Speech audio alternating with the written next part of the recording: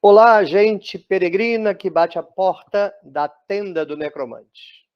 Eu vos trago novas de grande alegria. Eu estou nas minhas mãos com um livro extraordinário. Vou mostrar para vocês. A Invenção da Mitologia, do Marcel Detienne. Gosto muito do Marcel Detienne. Não é um escritor fácil. Ele não se importa com você, leitor. Ele parte do pressuposto que você entende o que ele está falando. E se não entende, o problema é teu.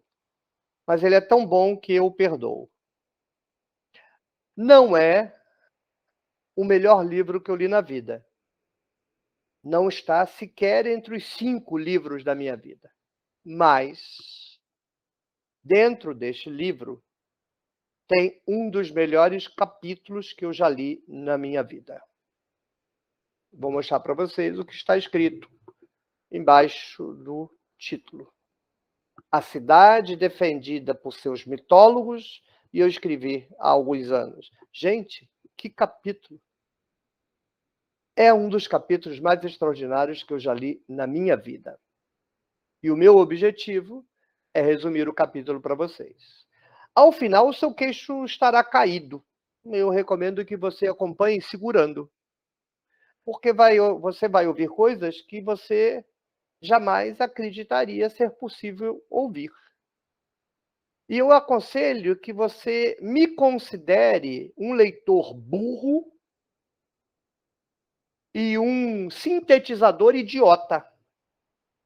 E você, então, procure o livro, leia o capítulo, e se você for menos burro e menos idiota do que eu, então perceberá que eu não sou nem burro nem idiota, e que eu li direitinho o danado do livro. Ele está todo marcado. Eu acho que eu já li umas 3 vezes esse livro. Vou resumir para vocês. Por que esse capítulo é importante? Eu parto do pressuposto de que o que eu leio nesse capítulo, que é uma apresentação que Marcel Detienne faz, atenção, das orientações de Platão, século IV a.C., para como o governador da cidade ideal, da cidade bela, deve governar uma cidade. O que eu vejo aqui, manualizado por Platão, posto no papel por Platão, mas descrito, pensado, organizado de modo magistral por Marcel Detienne, o que eu vejo aqui é exatamente o que eu vejo no período pós-exílico, sob o controle da classe sacerdotal. Eu leio os textos do período pós-exílico, o Pentateuco principalmente, mas também partes dos profetas e dos escritos, como obra de uma estratégia política muito bem organizada, sistematizada, controlada. E eu estudo isso há muito tempo. Venho com esse olhar há muito tempo. Quando eu li esse capítulo, eu parava e ficava assim, ó. O que eu vejo aqui é exatamente o que eu vejo os sacerdotes fazerem no Templo de Jerusalém, sem tirar nem pôr. Cada gesto do Templo de Jerusalém está descrito nesse capítulo. A cidade defendida por seus mitólogos. Vejam, Platão é posterior. Primeiro é o Templo de Jerusalém, os sacerdotes, depois é Platão. Então, como pode ser igual? Eventualmente eu estou errado. Não me julgue. Leia o capítulo. Não me julgue. Faça a exegese dos textos bíblicos. Parta do pressuposto teórico-metodológico, assuma como exercício de audição que eu entenda alguma coisa do Antigo Testamento. E que o que eu esteja dizendo, que o que está no período pós-exílico e o modo de funcionamento do Templo de Jerusalém sob o controle dos sacerdotes, é exatamente o que Marcel Detienne está contando, que Platão orienta que deve ser feito na cidade defendida por seus mitólogos, de Marcel Detienne, mas de Platão, a República e as leis, parta do pressuposto que eu estou certo, há perfeita identidade entre uma coisa e outra, e a pergunta é, como pode? Platão copiou do Templo de Jerusalém? Minha hipótese, não. O Templo de Jerusalém age de acordo com a política persa. O Templo de Jerusalém aprendeu com os persas o controle da população pela instrumentalização dos mitos, mas levou isso à enésima potência. Platão, um bom usurpador dos temas da época, tomou a política dos persas e manualizou. Botou na República e nas leis. Então, é aquele caso clássico de que nem Platão copiou da Torá, nem a Torá copiou de Platão. Os dois se servem da mesma fonte, com uma diferença. Quando os sacerdotes aplicam a política persa do controle da população por meio dos mitos, hoje, vulgo na literatura histórica chamada de liberdade de religião, os sacerdotes são funcionários da Pérsia. É uma província persa. Eles têm que pagar imposto para os persas, devem obediência aos persas. E quando Platão manualiza, ele já tinha roubado tudo dos persas. Inclusive, eu aposto a noção das ideias, a fravash dos persas.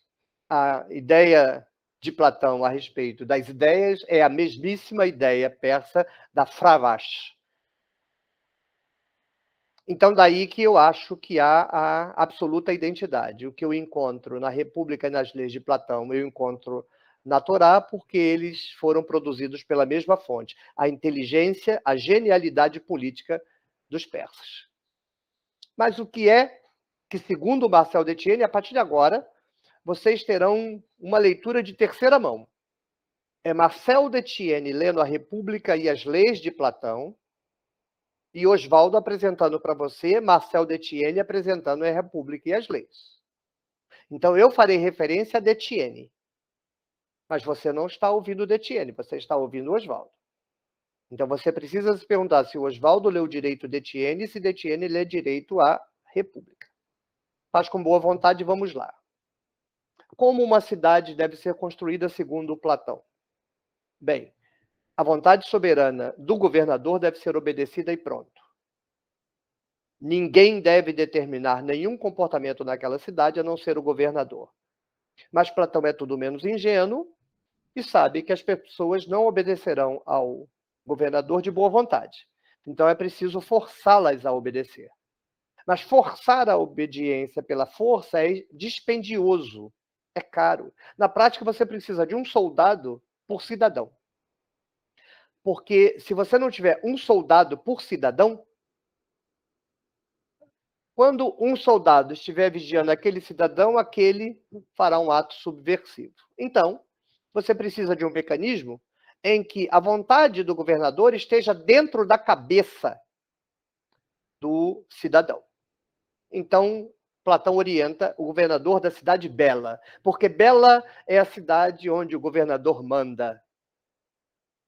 O governador deve estabelecer as leis, todas as pessoas da cidade deverão viver consoante essas leis. Então, essas leis precisam ser introjetadas na cabeça da população. E estas palavras que eu hoje te ordeno, as inculcarás ao teu menino, andando no caminho, assentado. É preciso, então, diz Platão, que essas leis sejam introjetadas na cabeça da população. Como isso é possível? Simples. O governador deve contratar mitoplastas. Esse é o nome. Mitoplastas, fabricantes de mitos. Então, o governador contrata estes funcionários, mitoplastas, Ele deve, então, dizer para os mitoplastas o comportamento que a cidade deve ter, as leis que devem ser obedecidas. Os mitoplastas transformam essas leis em narrativas, histórias, mitos, e esses mitos deverão ser declarados continuamente ao ouvido da criança, do rapazinho, do jovem, do homem adulto, do ancião. Detienne diz que Platão diz que não deve ter um único centímetro cúbico na cidade onde não se ouça a voz do governador. Mas a voz dele estará transformada nos mitos. É a vontade do governador, mas transformada nos mitos. Quando as pessoas ouvirem os mitos, é a vontade do governador que está desenhada no mito, mas é o mito que eles estão ouvindo, mas é a vontade do governador. E quando elas obedecerem aos mitos, e depois de ouvir o mito 500 vezes, quer queira, quer não, ela acaba obedecendo ao mito, ela obedecerá o governador. Por exemplo, você manda os escribas escreverem histórias em que o personagem seja um profeta, Elias, mas a historinha vai fazer Elias fazer tudo o que o sacerdote quer que o camponês faça. Entregar dinheiro, se acusar a si mesmo como pecador. Porque ouvindo a historinha de Elias o profeta, ai que lindo, ela vai aprender que os profetas ensinam que o certo é a população dar dinheiro para o sacerdote. Porque se você dá dinheiro para o sacerdote, Deus te abençoa. Se você não dá dinheiro para o sacerdote, morra de fome, velha. E o Elias bonzinho, profetinha querido da monolatria, também ensina para a população o seguinte: sabe quando acontece uma coisa ruim com seu filho? É porque você é uma pecadora miserável, Deus matou seu filho. Olha que coisa linda. Não é lindo? Eu acho lindo. Vai enganar tonto. E engana, é só você ouvir as pregações aí. Aliás, até os livros acadêmicos. A academia mata e morre dizendo que Elias aí é profeta. E que o profeta matava. Não é capaz de fazer a crítica do discurso. Muito bem, voltemos a Platão. Você não acha que Platão é ingênuo, você acha? Você não acha que Platão acredita que só das pessoas ouvirem os mitos 24 horas por dia, 10 anos da sua vida, elas vão ficar suficientemente encantadas? Essa é a palavra que Platão usa.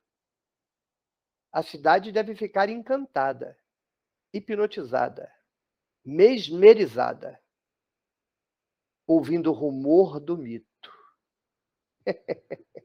Eu acho isso lindo. Não, não, não é suficiente. Vamos fazer o seguinte, senhor governador. Máxima eficiência, hein? Contrate músicos. Pegue os mitos, transforme um mito numa letra de música e crie coros na cidade. Mas atenção, criança não consegue cantar. Então ela vai ficar ouvindo o mito, ouvindo o mito, ouvindo o mito. O velho não consegue cantar. Então, o velho é que vai contar os mitos para as crianças. Vai ser o aio. A população entre a criança e o velho, você vai dividir em 3 idades. E vai compor músicas compatíveis com cada idade. Faz até Piaget, né? Vygotsky. E aí eles vão cantar. O quê? O mito. Aí canta o mito, e canta o mito, e canta o mito. Por quê? Porque a capacidade de introjeção do mito na consciência da pessoa é muito mais eficiente quando ela canta do que quando ela ouve. Não, você que chegou agora, não estou falando de Karl Marx, não. Não. Engels? Não. Não tem nada a ver com o socialismo do século XIX. É Platão. o adorado Platão da história da igreja. Por que você acha que a história da igreja é o que é? E por que você acha que eu desconfio de todo platonista? Todo. Falou para mim que gosta de Platão, eu, opa. Então vejam bem, como você garante que a sociedade vai cumprir a sua vontade? Usando o mito. Seja o mito enfiado no ouvido da pessoa, na forma de uma narrativa, seja o mito cantado. Isso lembra o Templo de Jerusalém, não lembra? Cântico num dos cânticos de Sião. A função dos cânticos, eu estou devendo um vídeo sobre o Salmo 127, os cânticos dos degraus, os cânticos das subidas, os cânticos quando os peregrinos devem cantar quando vão para Jerusalém. Elevo os meus olhos para o monte, de onde virá o meu socorro? Ele está apavorado, né? Está indo para Jerusalém, pode ser atacado por um bando de bandoleiro. Eleva os meus olhos para o monte, de onde virá o meu socorro? Do Senhor que fez o céu e a terra. Ou seja, é mito para garantir que o sujeito chegue lá. Agora, leia o Salmo 127 e vê se você consegue entender qual é a função desse salmo lindo, maravilhoso. Leia. Apenas leia. E coloque ele no contexto. Isso é para ser lido quando você vai para Jerusalém. Pense. Veja se os seus neurônios estão funcionando. De qualquer forma, eu farei um vídeo apresentando a interpretação que eu faço desse salmo.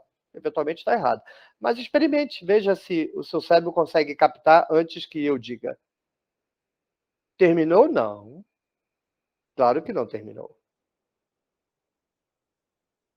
Ainda há uma ordem de Platão para o governador da cidade bela e ainda há outra equivalência com os sacerdotes. Platão diz o seguinte: a cidade está agora ouvindo o rumor do governador. As crianças ouvem os mitos cantados pelos velhos, contados pelos velhos. Os velhos repetem os mitos nos ouvidos das crianças e, com isso, eles recapitulam também para si os mitos.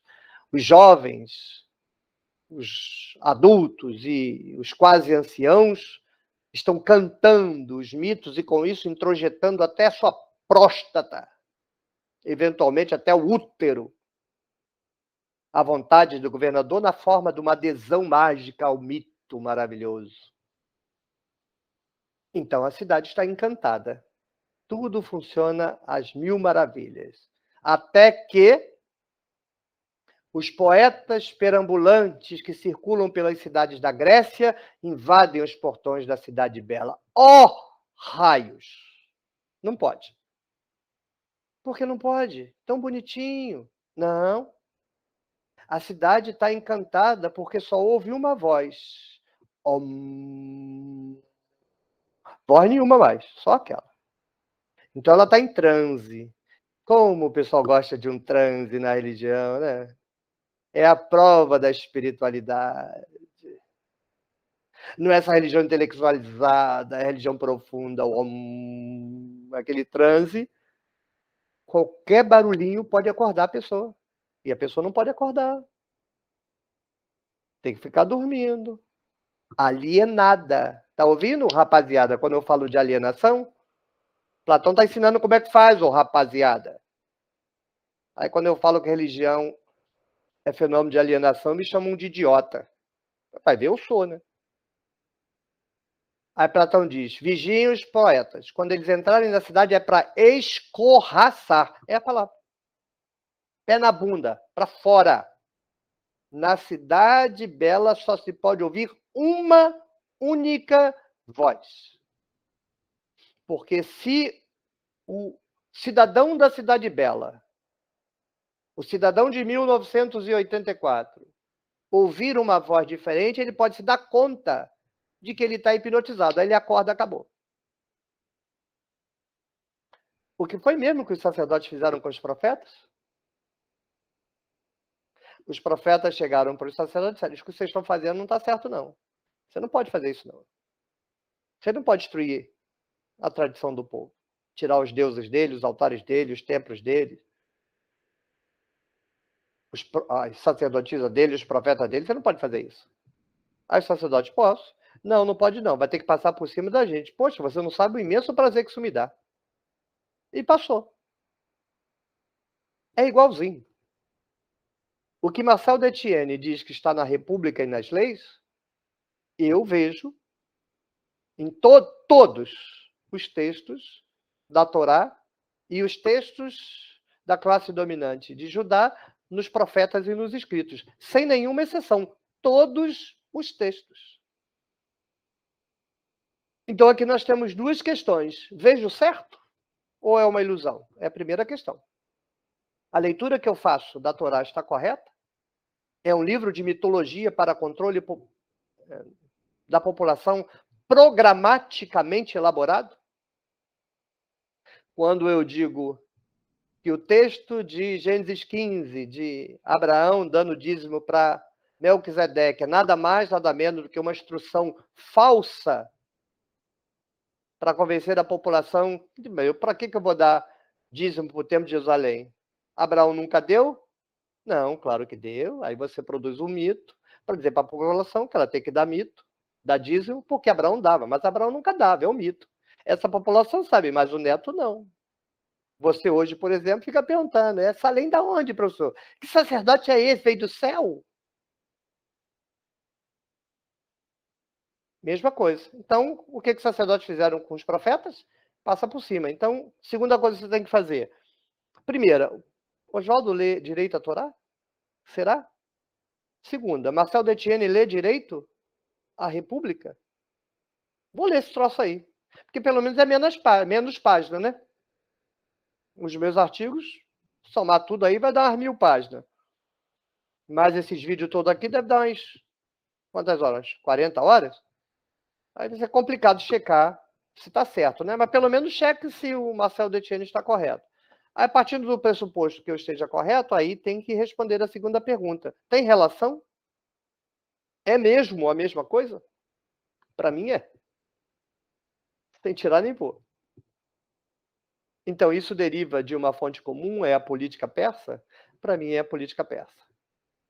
A Pérsia foi inteligente pelo seguinte: todos os povos daquela época controlavam os seus cidadãos com seus deuses. Porque, como o vídeo que circula, a função da religião é única e exclusivamente controle social. Há 13 mil anos. Vamos deixar o rapaz ali parar de espernear? Já esperneou? Quer um comprimido? Ok. A função da religião é única e exclusivamente controle social. Então, os persas, objetivamente, Ciro, a genialidade é de Ciro, disse o seguinte: mas peraí, por que a gente invade o país dos outros, destrói, bota o Deus da gente para brigar com o Deus do outro? Dá trabalho. Por que a gente não faz com os povos dos outros o que a gente faz com os nossos? A gente não controla os nossos usando os deuses? Porque você não acha que os reis são crentes como um crente é crente, né? Assim como um pastor não é crente como um crente é crente, um rei não é crente como o povo é crente. O rei sabe. Assim como o pastor sabe também. Vamos fazer o seguinte, não vamos mais invadir os povos em nome do nosso Deus. Vamos dizer para eles que o Deus deles nos levou lá. Aí a gente faz um acordo com os sacerdotes, por baixo dos panos, negocia com eles, olha, fica com a gente que você fica aí.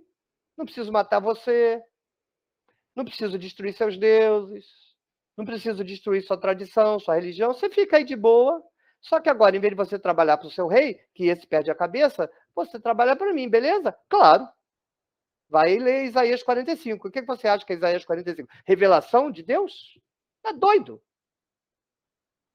Aquilo é documento persa. Você vai lá, ô judeu, e vai dizer para eles que eu, Ciro, sou o seu Messias. Vai lá. E aí o povo vai me obedecer tranquilo, você fica lá, eu te dou a função, aí eu mando em você, você manda neles. Não é um bom acordo? Agora é o seguinte, ano que vem eu quero meu dinheiro. Ciro fez isso com todo mundo.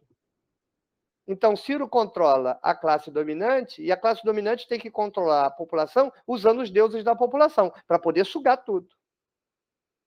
Gênio. Gênio. É o modelo fordista da religião. Antes, não era eficiente, porque a religião enriquecia alguns que eram líderes de determinadas nações, mas essa religião só consegue sugar dinheiro dessa população. Não consegue sugar dinheiro daquela outra.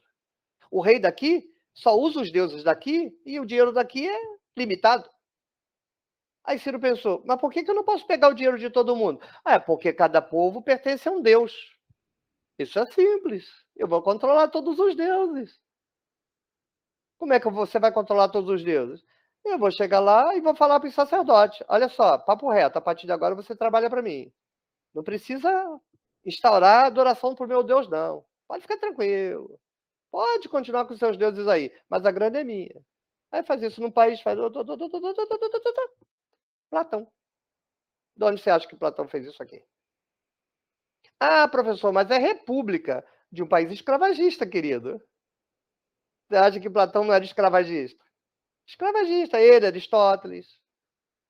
É 10 homens livres para 500 pobres para trabalhar com os cavalos para ele poder viajar pelo mundo roubando a ideia dos outros. E aí, como é que você faz com que um pequeno grupo dominante possa ter segurança com 500 pobres? Mete mito na cabeça dele. Mete a conversinha fiada lá de Papai do Céu. Não, você nasceu para ser pobre mesmo. Mas lá no céu você vai ter muita riqueza. É conversa fiada. Agora, é óbvio, dentro da sua desgraça, porque esta é a terminologia para ler a vida do pobre nesses 13 mil anos, desgraça, ele vê nessa manipulação do rei em relação aos deuses numa promessa verdadeira. Aí acredita na promessa verdadeira. E, desgraçadamente, essa promessa verdadeira faz a vida dele um inferno menor, porque gera esperança. Mas é falsa esperança, tá, querido? Se iluda não. Você quer que o povo continue sendo enganado com a falsa esperança? Eu sei, né? Porque tá boa a vida para você, né? Carrão, linha branca, computador de última geração. Não tá bom? Ah, tá bom, deixa como tá. O problema é que o povo tá lá numa miséria infeliz, né? E Papai do Céu servindo para manter essa pornografia. Então, o que eu acho que é meu papel fazer, já que eu não posso mudar as coisas, é denunciar as coisas. E por isso, Marcel Detienne, A Invenção da Mitologia. Página 151. A cidade defendida por seus mitólogos. Gente, que capítulo! Quase digo o melhor capítulo que eu li na vida. Tchau, tchau.